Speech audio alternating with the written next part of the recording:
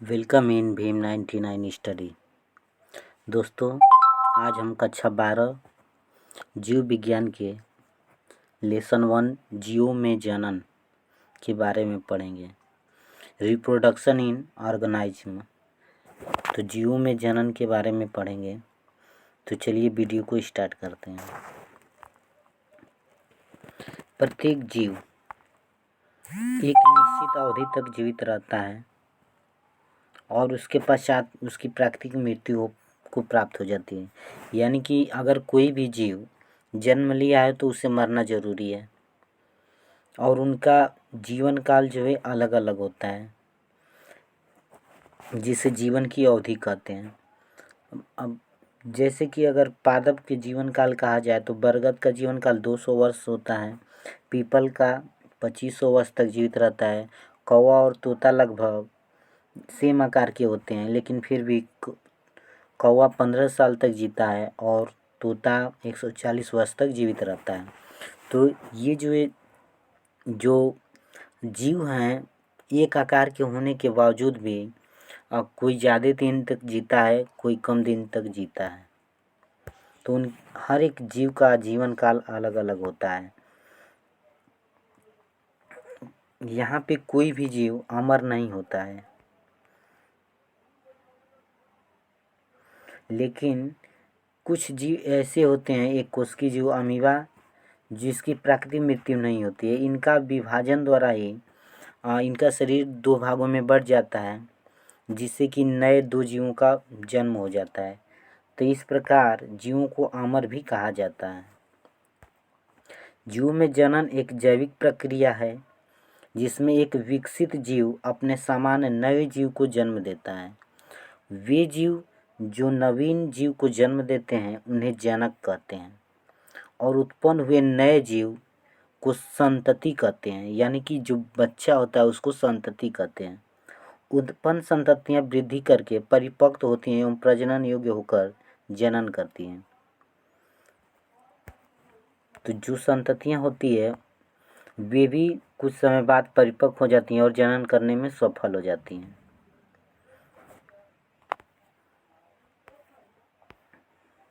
तो कुछ हम जीवों के बारे में देखते हैं, ये कितने साल तक जीवित रहते हैं। तो हाथी है 75 साल तक जीवित रहता है। गुलाब है 7 से 8 साल तक जीवित रहता है। कुत्ता 15 से 16 साल तक जीवित रहता है और तितली है 1 से 2 सप्ताह तक जीवित रहती है। ये गुलाब 10 वर्ष तक भी जीवित रह सकता है। कौवा है 15 साल तक जीवित रह सकता है और ये केला का वृक्ष 25 साल तक जीवित रह सकता है।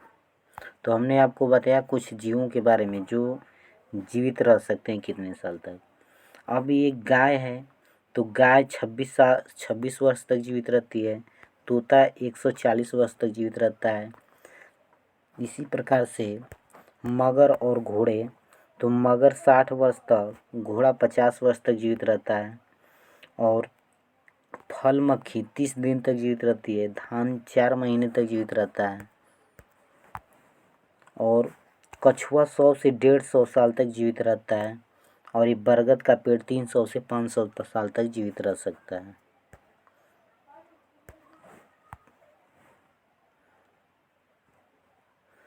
इसके बाद हम पढ़ते हैं प्रजनन के कार्य। तो प्रजनन के कार्य में पहला हेडिंग है जीवन।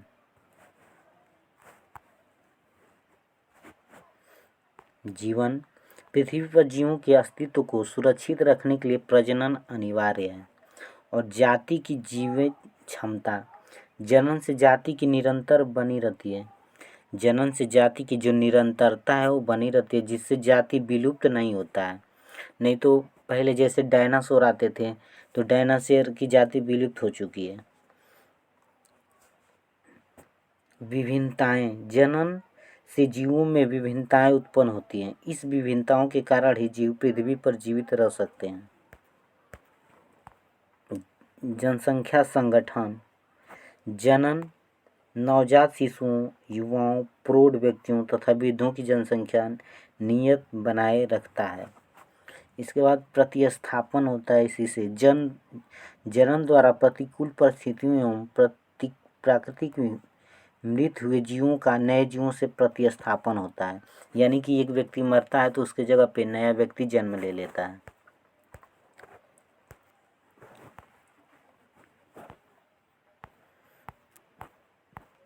ये जो जनन होते हैं, जनन दो प्रकार से होते हैं।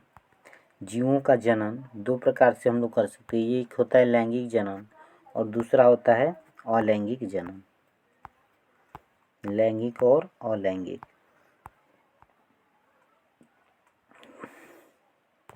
सजीवों की संरचना, एक मिनट।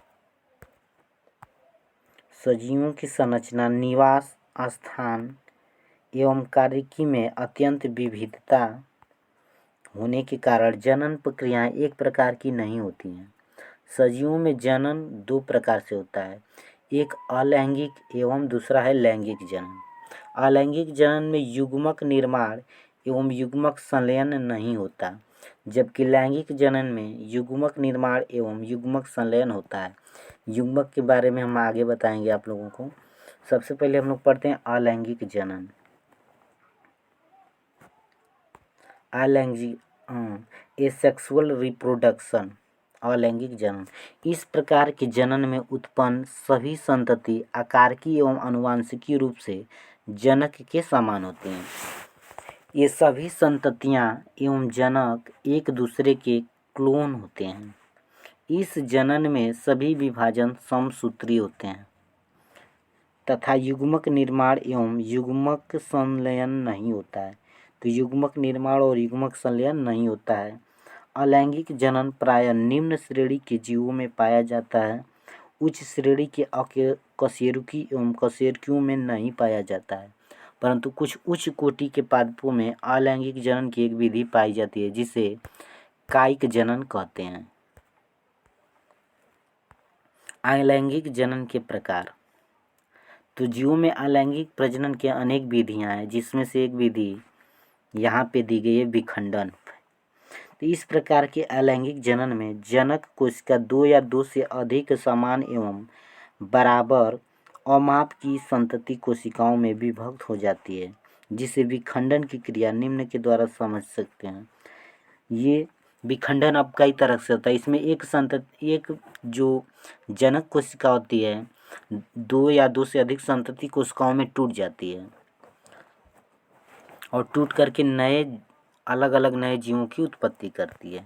तो इसमें पहला हम लोग पढ़ेंगे द्विविखंडन। तो इसमें जो जनक का शरीर होता है दो भागों में टूट जाता है। अगर एग्जाम्पल ले तो अमीबा, जैसे कि ये अमीबा हो गया और ये अमीबा है। अमीबा अगर दो भागों में टूट जाता है तो ये देखिएगा अमीबा है, इसमें थोड़ा सा परिवर्तन हुआ, इस आकृति में थोड़ा सा इसके जो केंद्रक है इधर उधर हुए, इसके बाद ऐसा परिवर्तन हुआ और अंत में जाकर ये अलग अलग हो गए। तो ये संतति कोशिकाएं होगी। यानी कि जो अमीबा था, अमीबा अगर दो भाग में बट गया तो ये दो संततियां उत्पन्न हो गई, तो इसे बोलते हैं द्विविखंडन। दो भागों में टूटा इसलिए द्विविखंडन।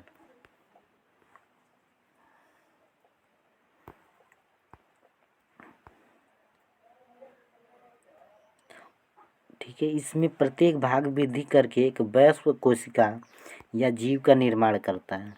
द्विविखंडन में प्रत्येक भाग एक द्विविखंडन द्वारा जनन करने वाले जीवों की मृत्यु विरल ही होती है, अतः ये अमर बने रहते हैं। अतः जैसे अमीबा, पैरामीशियम, यूग्लिना, डाइट इसकी एग्जाम्पल है।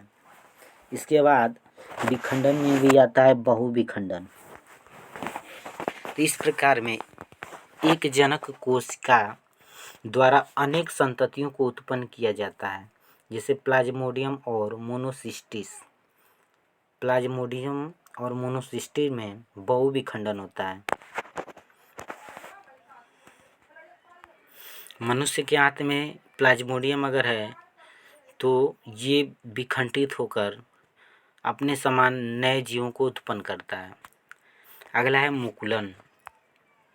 तो मुकुलन में पढ़ेंगे हम लोग टोरुलेशन।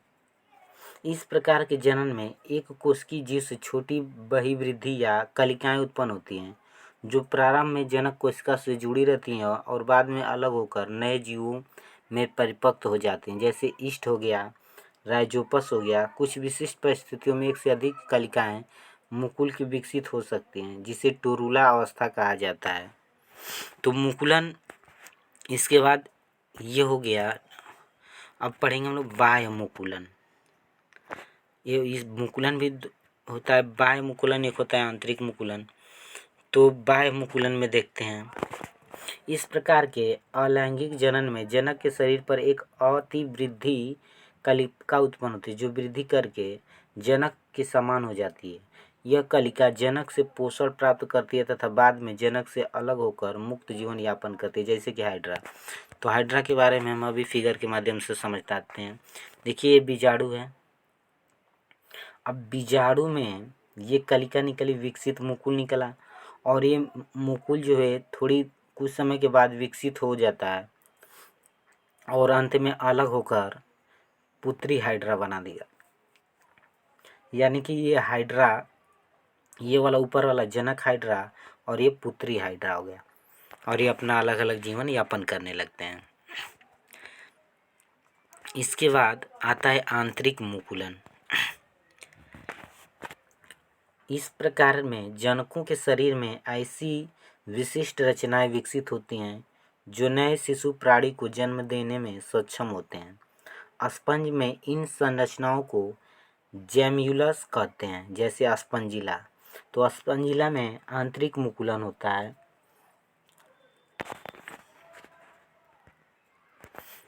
अगला है बीजाणु द्वारा। अब बीजाणुओं द्वारा कैसे होता है जनन, उसके बारे में हम लोग पढ़ते हैं। एक मिनट।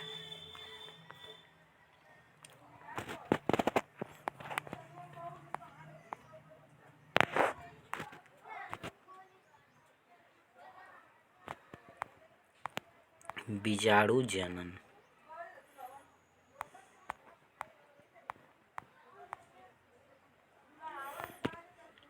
तो अधिकांश कवक तथा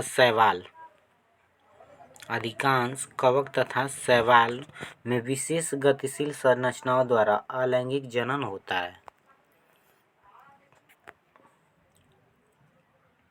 जिन्हें चल बीजाणु कहते हैं।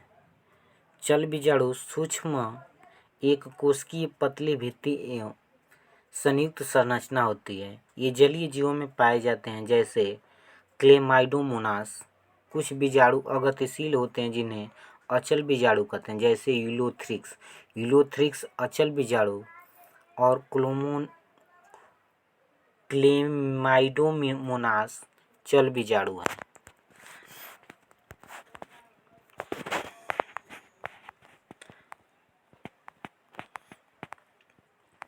इसके बाद खंडन पढ़ेंगे हम लोग।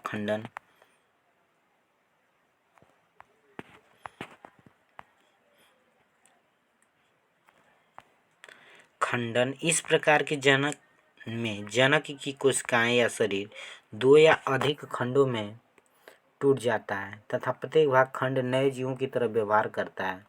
विखंडन पुराने भागों के सड़ने व प्राकृतिक मृत्यु द्वारा होता है, जैसे रिक्सिया, मार्केंसिया आदि ब्रायोफाइटा।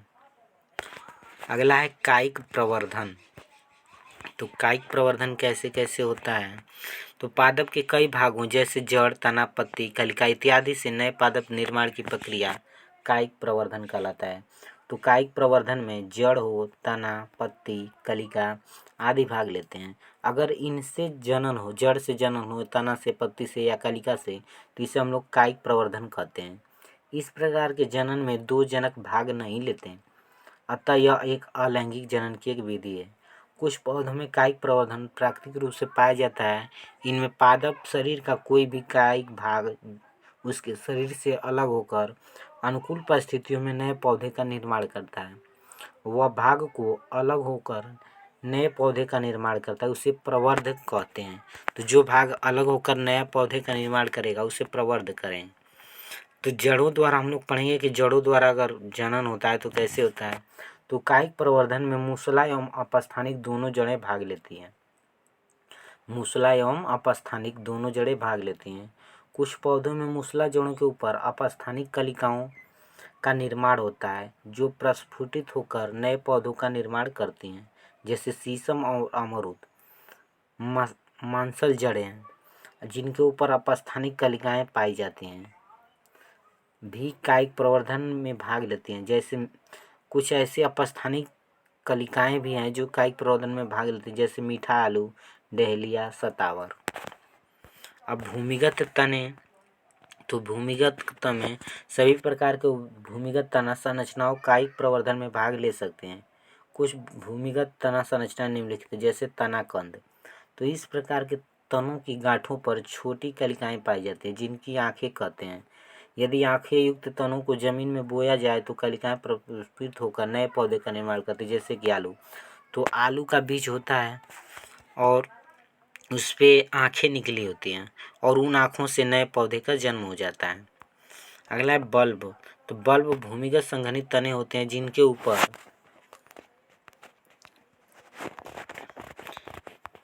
ऊपर एक या अधिक कलिकाएं पाई जाती हैं। जब इनको जमीन में बोया जाता है तब बल्ब के अंदर पाई जाने वाली कलिकाएं प्रस्फुटित होकर नए पौधे को जन्म देती है, जैसे कि लहसुन, प्याज, इनको बोलते हैं बल्क।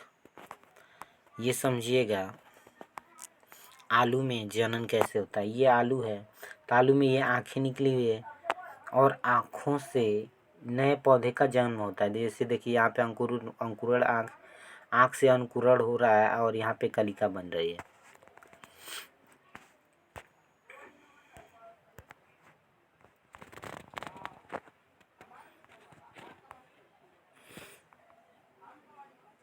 और लहसुन प्याज में भी सल्क पाए जाते हैं, बल्ब जिसे कहते हैं। ये समझिएगा लहसुन प्याज के ऊपर जो छिलका होता है उसी को हम लोग सल्क कहते हैं।